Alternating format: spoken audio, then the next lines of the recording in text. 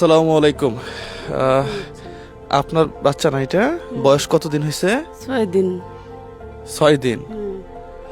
থাকার ঘর বলতে কি এটাই? এটাই আমার থাকার ঘর। একটু থাকার ঘরটা দেখি, আপনি এখানে দাঁড়ান, আমি দেখতেছি। থাকার ঘর বলতে এটাই না? মানে পরিষ্কার করবো, মানে এখন অন্যজনের ঘরে থাকি, এটা পরিষ্কার করবো করে বাচ্চা নিয়ে আসময় যাবে। আচ্ছা, মানে আগে কই ছিলেন? আগে এই ঘরে ছিলাম, এরপরে ঢাকায় যায় বাসা বাড়ি কাজ করছি, হঠাৎ করে বাচ্চাটা পেটে আসছে, পরে বিদেশে আসছি। আয়ান বর্তমানে অন্যজনের ঘরে আছি। আচ্ছা, বাচ্চাটা একটু দেখাও, কত সুন্দর বাচ্চা দেখেন। এর বয়স কতদিন হয়েছে? 6 দিন। 6 দিন। আসলেই অনেক সময় কথা হারাই ফেলি আমি। হ্যাঁ, এই ঘরটাতে এখন উঠবে। আমি আসছি অন্য একটা কাজে, এসে আমি দেখি যে ছোট্ট একটা বাচ্চা। হ্যাঁ, আর একটু যদি দেখা, এইভাবে দেখেন, ছোট্ট একটা বাচ্চা, 6 দিন বয়স মাত্র। একে নিয়ে যে উঠবে এই জায়গাটুকু নাই। হ্যাঁ, আমাদের অনেকেরই অনেক বড় বড় দালান কোঠা আছে যেখানে থাকার মানুষ নাই। আবার বাস্তবতা মানুষকে এমন জায়গায় নিয়ে যায়, আসলে এই ঘরটাতে কোনোভাবে থাকার কোনো অবস্থা আছে কি? এই ছোট্ট একটা বাচ্চা নিয়ে এখন কই থাকবে? সত্যি অনেকের, ওই যে বললাম যে জায়গা আছে, থাকার মানুষ নাই। আবার কিছু কিছু মানুষের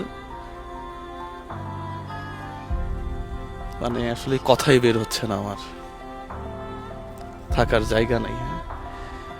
এখানে একটা এই জমিটা কার? এই জমিটা অন্যজনের।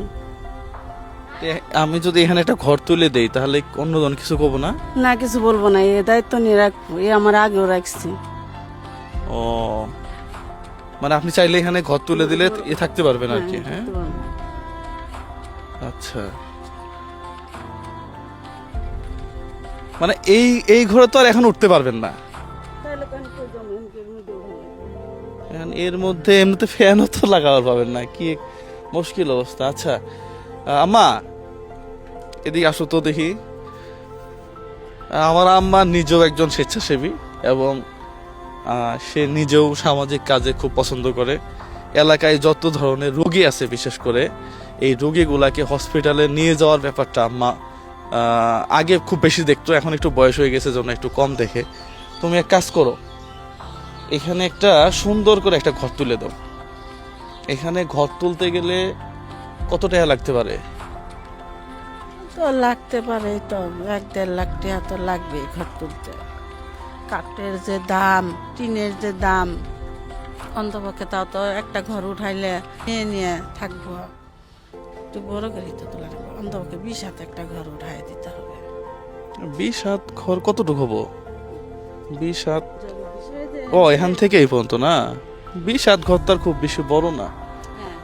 আচ্ছা, তুমি এক কাজ করবে, 1 লাখ টাকার মধ্যে এখানে 2-1 দিনের মধ্যে কাজ শুরু করে দিবা, পারবা?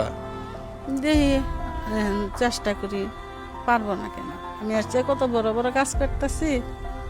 তাহলে এক কাজ করো, আমি এলাকাতেই আসছি তো, তো এখানে এখানে এখানে এই ঘরের জন্য 1 লাখ টাকার একটা বাজেট। হ্যাঁ, তাহলে আপনার একটা ঘর এখানে আমার 2-1 দিনের মধ্যে কাজ শুরু করবে, ঠিক আছে? আপনার বাবা মা?